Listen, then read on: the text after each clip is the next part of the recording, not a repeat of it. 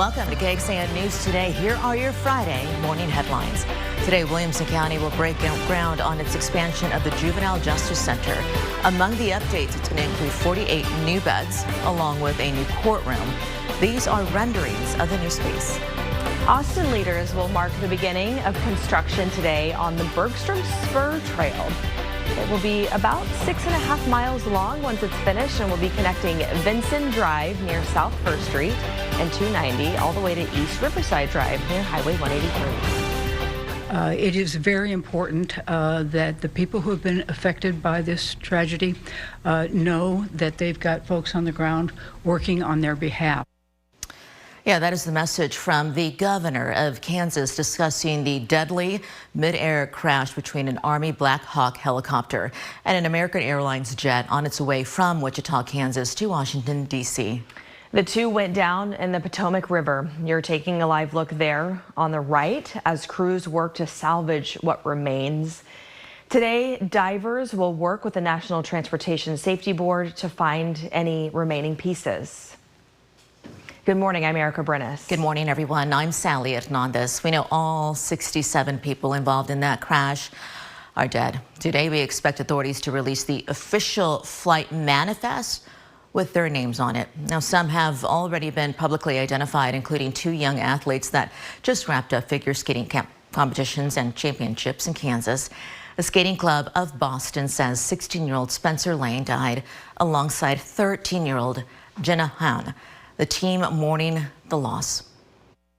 We will not see them every day anymore, and that's something that we need to come to terms with. The 2 teens were on the flight with their moms and their coaches. The 2 coaches from Russia, Vanya Shishkova and Vadim Naumov, won a world championship title in 1994. Their fellow skaters say the 2 loved to coach. As people, they were absolutely remarkable. They were not only the world champions, but they were also champions in life. Crews recovered 2 black boxes from the crashed jet yesterday. Those record information from the plane and its journey. The NTSB will now analyze them, hoping to find answers about the crash. Now, first warning weather with meteorologist Freddie Fela. Good morning, everyone. A beautiful start to the day. And of course, we're looking at some cooler conditions out there. 45 right now in Austin, 51 in Fredericksburg, out towards Mason around 53 degrees, Blanco 54, San Marcos registering just a bit cooler in the 40s, and Giddings at around 52 degrees. Wind speeds all coming in from the northwest right now, anywhere between calm and up to about 11 miles per hour. And the strongest are out towards Mason and Fredericksburg. We're looking about 10 to 11 miles per hour.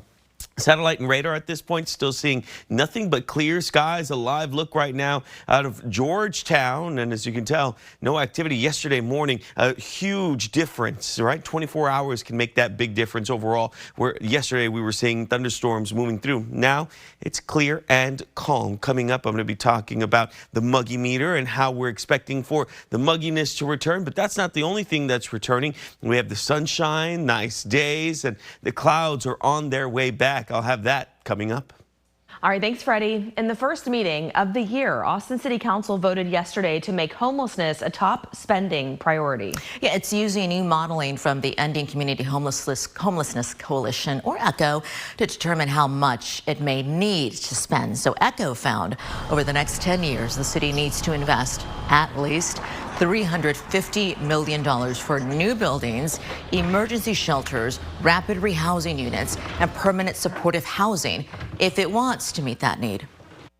About a year ago, we just decided that it was about time to really understand not just where we are at currently, but where the population is going so we could appropriately plan. And so we decided to do that in conjunction with a lot of our partners and with the city to really understand what the cost would be and what would be needed as a result of that. Only one Austin City Council member, that is Mark Duchen, abstained from the vote. He said that he needed more information. He also voiced some concern about the overall cost. Now, meanwhile, in an interview with the Texas Tribune yesterday, Mayor Kirk Watson spoke of if $350 million was achievable. The candid answer to that is that I think that is a plan that we should accept or receive or adopt as a guideline. I don't think that the governing body of the city of Austin ought to just adopt that ECHO plan. Okay, he pointed to the city's new homeless strategy office as being a guide for the city on this front. You know, this Sunday, KXAN is going to broadcast Governor Abbott's State of the State address. We hope you join us. Abbott says that he'll be covering, quote, emergency issues that he wants state lawmakers to focus on this session. His address starts at 5 p.m. and you can watch that here or online at KXAN.com. There is a new business near Northwest Austin for people of all ages with sensory needs or disabilities. The Sensory Club opened in Cedar Park earlier this month. It's primarily an open gym concept alongside a multi-sensory environment room for anyone who needs to calm down or regulate or even stimulate their senses. The equipment includes those found in occupational therapy clinics. The club's co-owner tells us the response and the support they've received so far has been overwhelming. They come and they use the club and just they feel space, they feel safe. You don't have to explain, you don't have to apologize. Yeah, everyone here actually understands what you're going through. Day passes cost $20 and unlimited monthly memberships land at $54 a month. Good morning and happy Friday on this last day of January, welcoming in a new month for the weekend and what appears to be a pretty nice forecast. Freddie Vela is in for Kristen Curry this morning with your Friday, Saturday, Sunday look at some sunshine that's headed our way, which is probably welcome for a lot of you listening this morning. 5 people are in custody after a homicide last November. Authorities making the arrest all within 24 hours. Yeah, the U.S. Marshals Lone Star Fugitive Task Force announcing yesterday the arrest of Cameron Josh Anthony Perkins, Lawrence Jones, Rihanna Doreen Farias, also John Charles Willard Jr., and Jadarin McKell Forbes, all charged with capital murder. Austin police say several people broke into Javier Jones Sr.'s apartment last November, then shot and killed him. It happened on East Wansley Drive near 183 and I-35. Investigators identified a 6th suspect, but that person has not been arrested. Good morning and happy Friday. This is Highway 71 in Bastrop. It's a nice quiet start as far as your commute. For the first time in 3 days, that commute is going to be dry. So we don't have any fog or drizzle or rain to contend with. And hey, it's Friday, so happy Friday. And this might interest you. Tickets for South by Southwest are going on sale this morning. General admission tickets will be available on Ticketmaster starting at 9. Pre-sale tickets went on sale yesterday at the Moody Amphitheater. Country star Co Wetzel. Is that how you say his name? This is really dating me. Same, I couldn't help you there. Oh my gosh. I could tell you 90s country stars. Literally. Co Wetzel is kicking things off with the concert series with a performance on March 13th, followed by Grupo Frontera on March 14th, and wrapping up things, dance music artist John Summit takes the stage on March 15th. You know what I like about the lineup, though, is that it's so diverse. That was you very have diverse. A country music star, then you have Grupo Fantasma, which is, you know, really both on 2 different spectrums, but equally as awesome. Yeah. I think this is really cool, especially after Grupo Frontera had such a great year last year, had a great year the year before, performing at Coachella and whatnot. So to be here and be part of this, I think old, it's gonna be really cool. without telling me you're old when you're like, it's like when you feel like your parents. Who? Remember when you listen to the radio and your mom was like, I know that's Tim McGraw, and you're like, oh my God, Mom, it's not Tim McGraw, it's Clay him. Walker, or well, you know, whatever. Thinking that right now, when I said country. Grupo Fantasma, it's Grupo Frontera. Frontera, yeah. Because Fantasma is another group. Yeah, another group, yeah. You know, but we're getting to that age. We're at that. Stop, Freddie. The kids are starting to make fun of us. We're not getting there. We're there. We're there. Guys. We've made it. Welcome. Well, we've made it to the end of the week as well, which we're really happy about. Take a look, a live image out of our Allied Medical Emergency Room camera in Bastrop. Clear skies. What a week that we've had so far. And we're going to end it on a high note, on a beautiful note, with conditions expected to move back up into the 70s, sunny skies, beautiful cold mornings. Overall, if you're going to walk outside, take a light jacket with you, but by the afternoon, you're not going to need it anymore. Here's a look at clouds and radar. Any of the cloud coverage that was left over from yesterday, now gone. We've seen that move out towards the east. I have to zoom out a bit more so you can actually see where the clouds are right now, and that's out towards Houston and the Gulf of Mexico. But the rest of the state looking at sunny skies for this morning. As we look at your coffee cast temperatures right now, 45 degrees with clear skies overall. I don't expect that to change. Today, temperatures will be at around 70 degrees. Winds coming in from the northwest at around 10 to 20 miles per hour. But even then, I expect that more on the 10 side than on the 20 side. It's going to be a beautiful day, and the weekend will continue to stay like that. In fact, as we look at your low temperatures, Saturday morning, 43 again. Sunday morning, 47. And it's not till we get to Monday that I have little alarm bells going off. And it's not because of the low, it's because of the high that we're experiencing that day. And I'll show you that a little later on. As you can tell with your satellite and radar for the rest of the day into tomorrow, Saturday, 11:30, I stopped the clock there. Still seeing clear skies. Play this out a bit more. Sunday, 5:30, still seeing clear skies. All the activity farther out towards the north. We get out towards Monday, 1:30. Now, you have to remember, at that point, we've gone through Friday, we've gone through Saturday, and we've gone through Sunday with nothing but sunny skies and winds starting to shift coming in from the south. So that includes two things, the warmth coming back and the warmer air starting to filter back in. And unfortunately, as we see the winds shift and start to come in from the south, that will allow for moisture to flow back in one more time. So by the time we get to Monday, we're looking at some clouds building up. We have some Pacific moisture that'll flow through too. And when you mix all that in together, unfortunately, temperatures are going to start to head back up. 81 degrees is a forecast for Monday going into Tuesday. And that is a record temperature that we're going to hit that was set back in 1911 and hit again in early 2000s. So as we look at your 7-day forecast, there's the little rise here. 70 on Friday, 74 on Saturday, 78 on Sunday. By Monday, 81 degrees. And sure, we get the clouds in, but we get the warmth as well. And once we get into Tuesday, Wednesday, and Thursday, we're looking at temperatures at least staying around 76 to 78 degrees. And by the way, Sunday, Groundhog Day, that's a meteorologist's worst nightmare. I'm going to have more on the groundhog and how well he's been doing. That's coming up.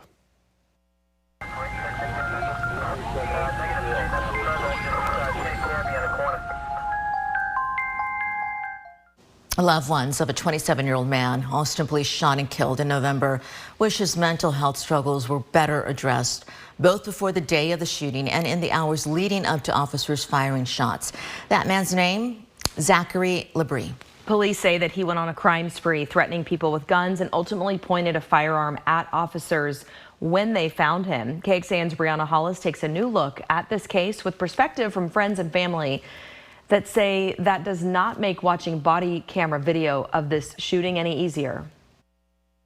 To Zachary Labrie's friends and family, this Northwest Austin apartment complex will always be the place he died. He was just a really good dude. At a loss for words, honestly. His friends say he struggled with his mental health, suffering from bipolar disorder. Bipolar is like, it's a hard thing to deal with because it's up and down, and not being on medicine can be like crazy sometimes. The disease contributed, his friends say, to Labrie going in and out of prison and jail. His online criminal record shows arrests for assault and various drug charges. But to his friends, he's still much more than just his rap sheet.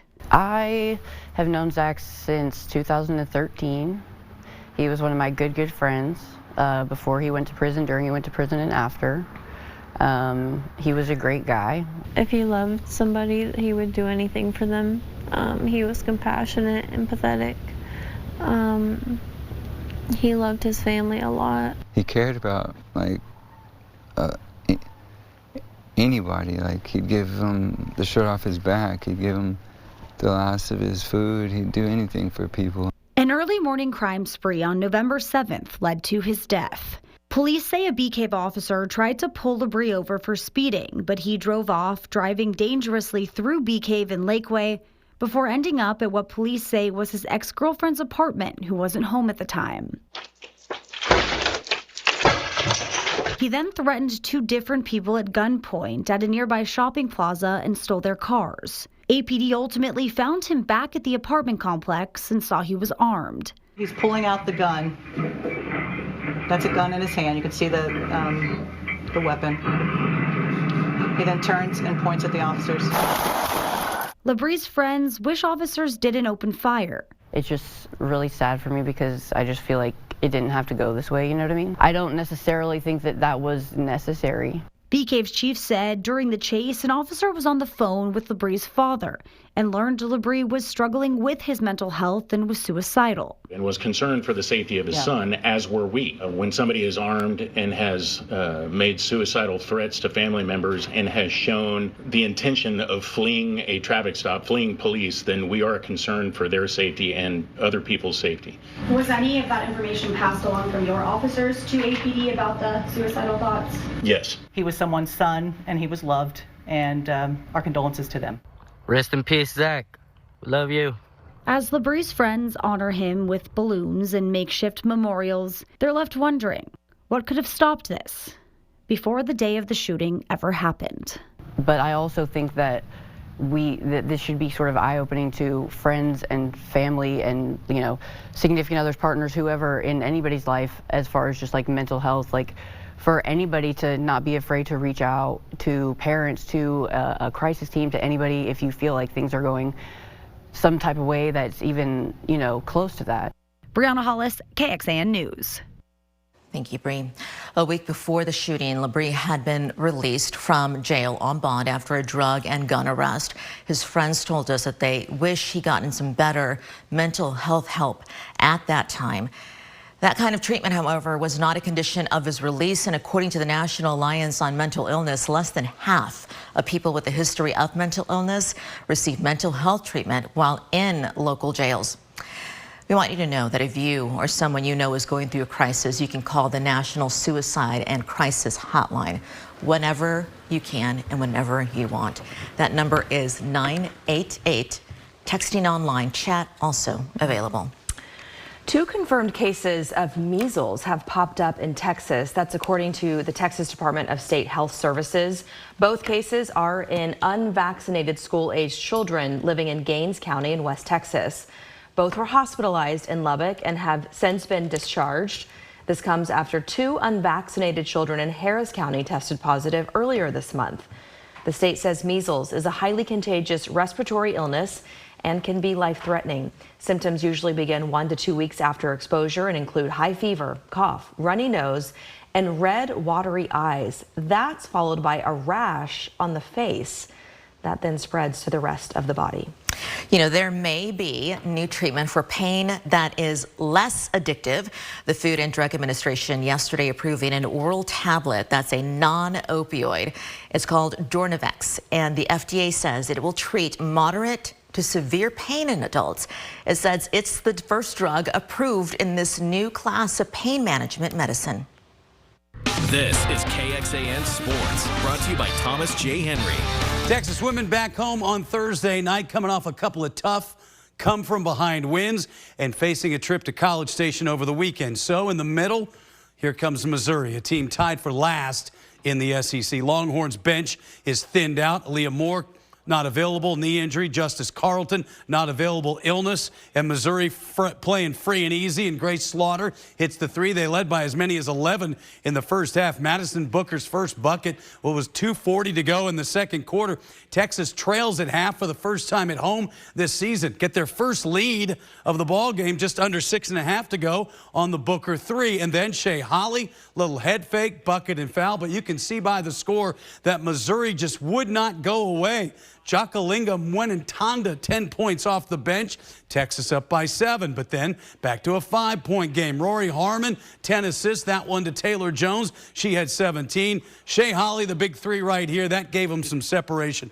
Longhorns get that 21st win at A&M on Sunday. Well, 3 weeks ago tonight, the Arch Manning era really began after that Texas loss to Ohio State. In the locker room, Arch told ESPN's Marty Smith that Quinn Ewers told him, well, this is yours, enjoy the ride.